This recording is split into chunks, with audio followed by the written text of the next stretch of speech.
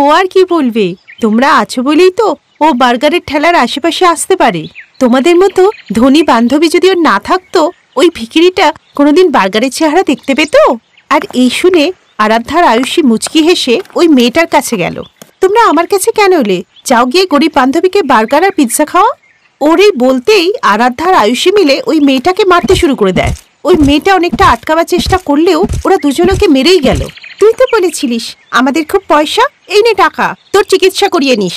আর কান খুলে শুনে রাখ, আজ থেকে যদি কেউ আমাদের বান্ধবীর ব্যাপারে কিছু বলে, তার অবস্থা এর থেকেও খারাপ হবে। চল সঞ্জনা, এবার বাড়ি যাই। ওরা তিনজন ওখান থেকে চলে গেলে ওই বার্গার কাকু মেয়েটিকে বলল, মা, আমার মনে হচ্ছে আজকের পর তুমি আর কোনো গরিবকে নিয়ে মজা করবে না। এইভাবে ওই তিন বান্ধবীর বন্ধুত্বের চর্চা সারা স্কুলেই ছিল। সঞ্জনা যে গরিব ছিল তা আয়ুষী আর আরাধ্যা কোনো সময় তাকে বুঝতে দিত না।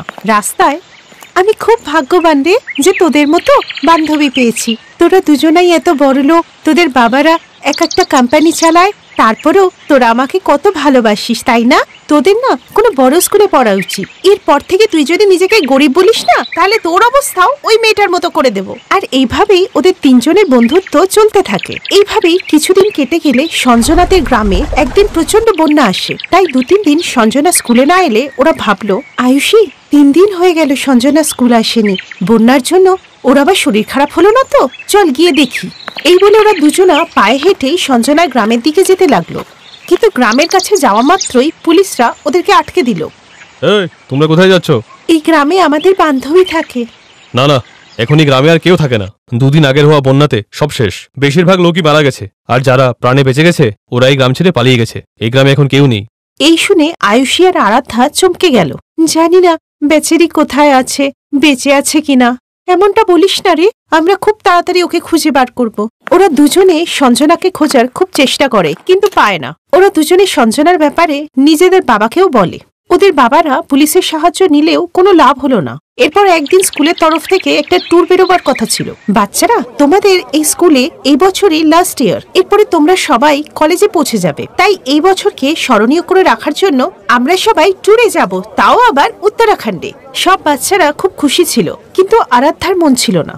আরাধ্যা, চল না, আমাদের মুডটাও তাহলে ভালো হয়। আয়ুষী জেদ করলে আরাধ্যা মেনে নেয়, আর দুজনেই ট্যুরের কথাটা নিজেদের বাবাদেরকে বলে। তোমরা ঘুরতে যাবে যাও, কোনো সমস্যা নেই, কিন্তু স্কুল বাসে যাবে না, যাবে আমার গাড়িতে। পঙ্কজ সবসময় তোমাদের সাথে থাকবে। আর আয়ুষী, আমি তোমার বাবার সাথে কথা বলে নিয়েছি, তুমিও আমার গাড়িতেই যাবে, বুঝলে? Okay uncle. পরের দিন ওরা উত্তরাখণ্ডে পৌঁছে যায়। আয়ুষী, ওই মেয়েটাকে দেখ যে ছাগল চড়াচ্ছে। আরে, এটা তো সঞ্জনার মতো লাগছে রে। ওরা দুজনেই ওই মেয়েটার কাছে পৌঁছে যায়, আর ওই মেয়েটা আর কেউ না, সঞ্জনাই ছিল। সঞ্জনা ওদের দুজনকে দেখে, আর তিনজনের চোখেই জল এসে যায়, আর কেউই কিছু বলতে পারেনি। তোকে আমরা কত খুঁজেছি, কিন্তু তুই তো উধাওই হয়ে গেছিলিস। এসব কিছু বলবো, পাশেই আমার ঘর, তোরা যাবি না? কেন যাব না, চল চল যাব। এরপর তিনজন গাড়ি করে সঞ্জনার বাড়িতে পৌঁছে গেল। সঞ্জনার বাড়ির অবস্থা খুব একটা ভালো ছিল না। ওর মা বাবা জানলা থেকে গাড়িটা আসতে দেখে ভয় পেয়ে যায়। বড় গাড়িটা যে আমাদের বাড়ির দিকে আসছে গো, ওরা আবার ব্যাংক থেকে আসেনি তো? ওরা তো আসবেই। যদি টাইমে আমরা ব্যাংকের লোনটা শোধ করতে পারতাম তবে কি আর ওরা আসতো? এখন যে ওরা আমাদের সব জিনিস নিয়ে যাবে। সঞ্জনার বাবা এইসবই ভাবছিল, এমন সময় আয়ুষী আর আরাধ্যা ওদের বাড়িতে এসে পৌঁছায়। ওদের সামনে দেখে সঞ্জনার মা বাবা অবাক হয়ে যায়। আয়ুষী, আরাধ্যা, এত দূরে তোমরা? আঙ্কেল, ওপরওয়ালা শেষ পর্যন্ত তোমাদের সাথে দেখা করিয়েই দিল।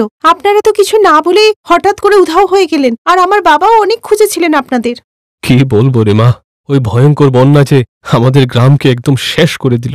কোনোভাবে আমাদের প্রাণটা বাঁচিয়ে আমরা ওখান থেকে পালিয়ে এলাম।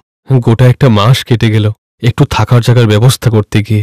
তারপর এই উত্তরাখণ্ডে আমার এক বন্ধু আমাকে এক পেট্রোল পাম্পে একটা চাকরি পাইয়ে দেয়। তারপর লোন নিয়ে এই কুড়ে ঘরটা বানালাম। শকুন্তলা, আমার যে বিশ্বাসই হচ্ছে না গো, এ কি স্বপ্ন না সত্যি? তুমি ঠিক বলেছ। এত বড় লোকের মেয়ে হওয়া সত্ত্বেও ওরা আমার মেয়ের সাথে বন্ধুত্ব রেখেছে।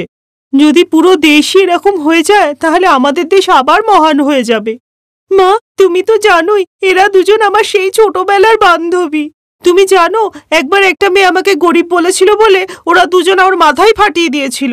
তোমাদের এই বন্ধুত্ব দেখেছে আমার পুরনো ভারতের কথা মনে পড়ে গেল। আচ্ছা, তোমরা তিনজন বন্ধু মিলে গল্প করো, আমি চা বানিয়ে আনছি।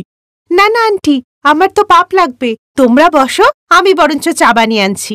মা, তুমি বসো, আজকে আমরা 3 বান্ধবী মিলে চা বানাবো, তারপর তুমি খেয়ে বলো কেমন হয়েছে। আমরা থাকতে আপনি কেন যাবেন আন্টি? আপনি বসুন, আমরাই যাব। এরপর 3 জন রান্নাঘরে চা বানাতে চলে গেল, আর আস্তে আস্তে সন্ধে হয়ে গেল। ঠিক আছে সঞ্জনা, আমরা দুজন তোর বাড়ি তো দেখে নিলাম, আমরা দুজনা ঠিক মাঝে মধ্যে আসবো। আমার তো খুব ইচ্ছা করছে যে তোদের দুজনকে আজকে আমার বাড়িতে থাকতে বলি, কিন্তু আমার ইচ্ছা থাকলেও আমি কিছু করতে পারবো না রে। আমাদের বাড়িতে ভালো বিছানাও নেই, আমাদের মাটিতেই শুতে হয় রে। তখনই ওর মা বলে, আমি বলছিলাম কি রাত হয়ে যাচ্ছে, এই রাতে আর তোরা কোথায় যাবি? কে সঞ্জনা, ঠিক বলছি তো?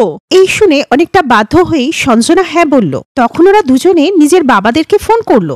বাবা, সঞ্জনার সাথে আমাদের এখানে দেখা হয়েছে, সঞ্জনা বলছে এখানে রাতে থেকে যেতে। ঠিক আছে, আমি এক্ষুনি পঙ্কজ আর প্রিন্সিপালের সাথে কথা বলছি, আর কাল আমিও আসছি সঞ্জনা মায়ের সাথে দেখা করতে। পরের দিন আরাধ্যার বাবাও চলে এলো। আরে না না, আপনি অন্যের পেট্রোল পাম্পে আর কাজ করবেন না। আমি আমাদের গ্রামে নতুন একটা পেট্রোল পাম্প খুলেছি, আপনি আসুন। ওই পেট্রোল পাম্পটা এখন থেকে আপনাকে দেখাশোনা করতে হবে, আপনার কোনো চিন্তা নেই।